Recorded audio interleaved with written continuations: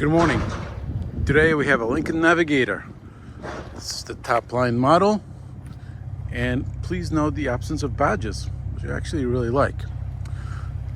The Navigator was updated for 25 with different styling, front and rear, and a little bit to the side over here. I think this black is new. As always, they changed the wheels. They made the front end different. It's interesting looking. It actually reminds me of the Ford Maverick a little bit now that I look at it. With the same kind of a grille cutout over there and the narrow thinner headlights, or that the Maverick has like vertical slats going up here. And obviously it's a much different vehicle. This is a Lincoln. This Maverick is an entry-level pickup. Regardless, this is not the big dog. There's an extended wheelbase version available, the Navigator L, but the only difference is basically the area after the third row seat, so your cargo area. Pretty much everything else is the same. Starting off with the rear, we got a pop down step over here, and this model is equipped with really upgraded rear seats because it's the top line model. So these seats heat, cool, and massage just like the front one. However, and it's all controllable through here. You got your settings for them over here. You got more storage stuff over here, just like in the front, but it's basically bins. And there's one that opens sort of awkwardly over here. Come on. I don't really know what that's for, but you got more storage bins over here. Well, I guess that's a cup holder. That's a cup holder in case these cup holders were not good enough for you, or these cup holders were not enough for you. So you have the power seat over here, which does adjust in a variety of ways, as it should. And to gain access to the third row seat, you just press the button and it does its magic over here like so. And then you basically enter the back seat. For your convenience, I lowered a third of the rear seat, and note that the 20% middle section does fall down independently. I'll show you how once we access the back. Here's the problem with these fancy seats. You see, they don't fold flat. So if you want to carry bigger cargo in this car, you're going to have to leave those seats in this position. Now they're fixed, they're not going to slide around, but they do not fold flat. You won't have fold flat floor. You won't have flat floor in this model for your cargo loading duties. So that's something to keep in mind. Not much over here. I think there are chargers over there for third row passengers, USB-C chargers over there. This seat is comfortable. Adults can sit in the third row, which is nice. But yeah, if you want to carry cargo, that's how you do it. To put it back in here, you go like this. You can also do it from the front.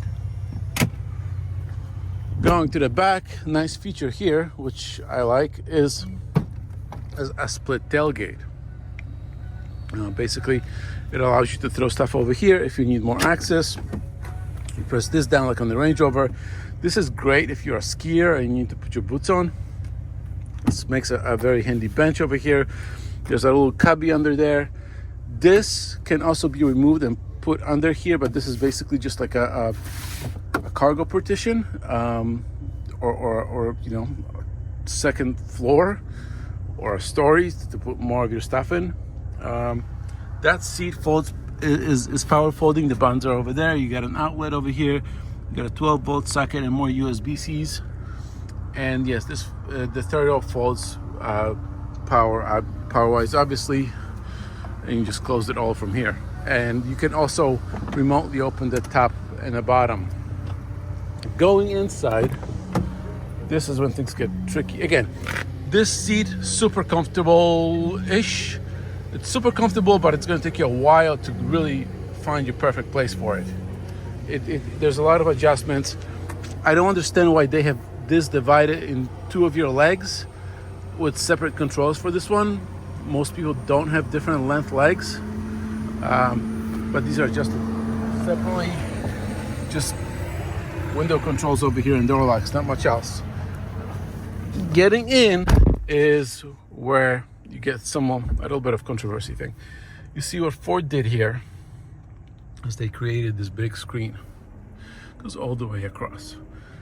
First portion of this screen tells you your essentials, your speed, the status of your car, what drive you're on, how much fuel you have left, which gear you're in, and your navigational screen. Now, what's cool about this navigational screen is that no matter which nav system you're using, whether it's the factory one in the car, whether it's any of the apps on your phone, be it Waze, Google Maps, or Apple Maps, or whatever else you have, everything will be projected and displayed over here. Going further, there's 3 different screens over here, and they're configurable. I have it set up so one tells me what audio I'm listening to, what gas mileage I'm getting, and which direction I'm going through. And then, so this is 40 inches of screen space over here. Then you get back over here.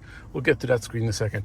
Get back over here, and you have this square-shaped steering wheel, which I'm gonna say that I'm not a big fan of, because when you're turning, you used to. It's just muscle memory. This thing doesn't work for me. Now, the reason why they made this square-ish is so that you, sitting from a driver's seat, which is this me right now, or about over here, so that you can see this screen. If the steering wheel went like this, it would cover up this essential screen over here. But then you go to adjust the steering wheel, and it can be blocked anyway. So, speaking of adjusting the steering wheel, and speaking of adjusting side mirrors, so to adjust the side mirrors, you basically have to, there's a whole bunch of buttons over here. There's buttons all around over here, and there's a button in the middle, but they're not really labeled. Same thing for the cruise control. However, once you hover your finger around them like so, you get this display over there next to the speedometer, if you can see it.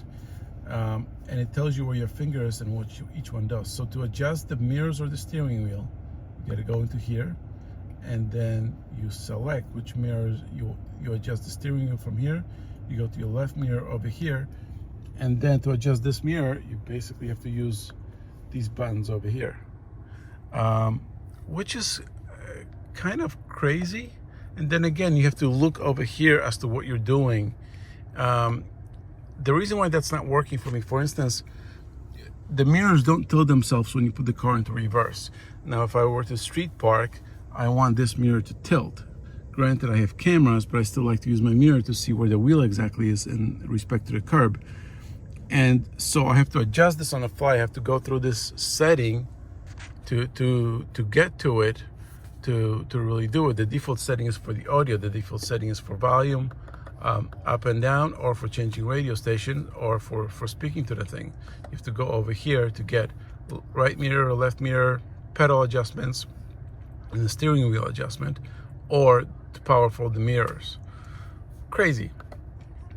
These used to be their own buttons at one time. Now it's all into here, and it requires you again to take your eyes off anything else and put them on the screen to see what you're doing. So I'm not crazy about that. So let's go over to these 3 screens.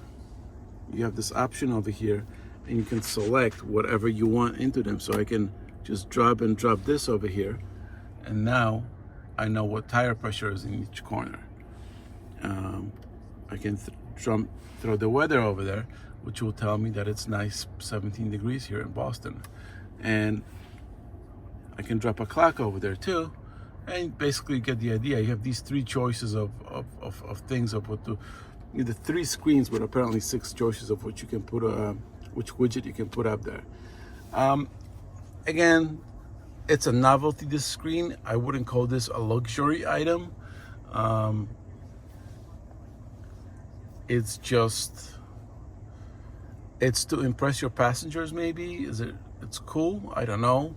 Maybe kids will be impressed with it, but it works. I actually use the whole width of the screen anyway. What would be cool if this section was blocked off from the driver so that the passenger could see it and display whatever they wanted over there, but it doesn't work that way. This is not a big deal. Where the big deal is this. You see, because if I zoom out, you'll see that this screen is much lower than anything over here. The issue is that if you want to do any kind of adjustments, you got to do them through this screen, whether it's to change the radio station, to change the heated seat, the climate control, really anything and everything is being done through here, other than some voice controls maybe that nobody ever uses, or some of these steering wheel controls. The problem with this is that if you're looking at the window over here, you're driving, vroom, vroom, vroom. This is significantly lower, and while it's easier to reach with your hand, you have to take your eyes off the road. You see what I'm doing over here? It would be ideal if this screen was a little bit higher. You could still leave it over here and just have sort of a tier design, and maybe even a little bit more to my side, to the driver's side. That would make it a lot easier to use and frankly safer, because I don't have to then take my eyes off the road as much as I do when I need to get here. Does that make sense? So this, it looks neat over here. Ideally, it would be over here, more driver-centered, driver-focused. Get down here further, you have the piano shifter like you did in other Lincolns. You have the camera button over here, which displays stuff over there. My problem with this is this screen is despite being dirty right now, it's actually a little small. You sort of have a second perspective over here, but again, you're looking at two different screens, and you can change the camera of what you want it to display. And that's great, but it's that this, for backing up into a space, is relatively small, especially from this distance where my eyes are right now. So this could be improved upon. If this screen again was over here and that was displayed over here, I think that would have been a better solution to this. What is this light button? Oh, that's how you adjust your lights. I just realized that there is no light button, and the light switch, the lights are also operated through here, and I just realized this literally now. We should have a goddamn light switch, people. A functioning one. That's not great. And yeah, the lights are automatic, but it would be nice to be able to put them manually. This one has a tow package with the F-150 like Pro Trailer backup system, and it can tow, I think, 8,500 pounds. Down over here, these are your only two buttons for shifter. I read that there were paddles on this in the specs, but I clearly do not have paddles in this model unless they're in here somewhere, which I don't know. I don't think they are. So these are your if you want to change the 10-speed automatic transmission manual, you got to go through here. Auto on off, or auto, yeah, the engine off on function that everybody hates is over here. It's right next to the hazard light switch, which is small, and your driving modes are over here. It looks neatly, but it's not very ergonomically designed or designed with intent. It's designed with a style. They're assuming that most people won't be using this stuff. But I can't tell you the number of times I tried to take the engine on off, to disable the engine on off, and I pressed the hazard lights instead. So there goes that. Over here, you've got a wireless phone charger with two USB chargers, cup holders, huge ass console over here. No fridge or anything like that, but more chargers over there. This is Sense, which the air from them is somehow being dragged into the climate control system, and they make the interior smell nice.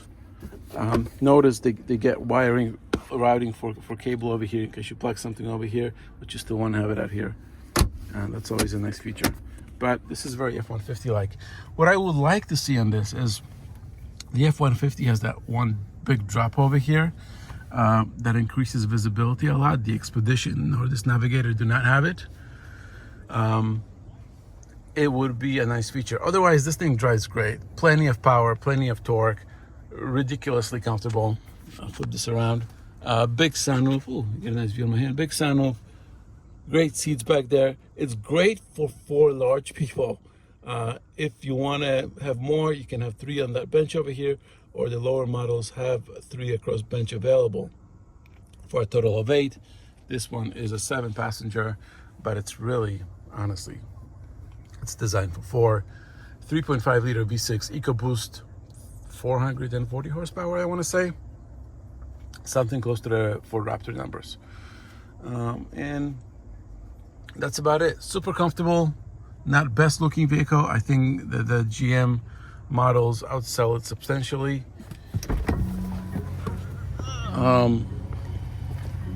But yeah, I'm not sure of the design or the style with this. 130 grand this model is. It's cool. I wouldn't buy it myself. I would probably look at the GM versions just due to the styling. The styling is kind of like a little bit of an old person for me. I can't see a 30 or a 40 something year old buying these cars. And I mostly see them here as livery black cars in the Northeast, but I suppose that's a different story for other parts of the country. Thanks, bye.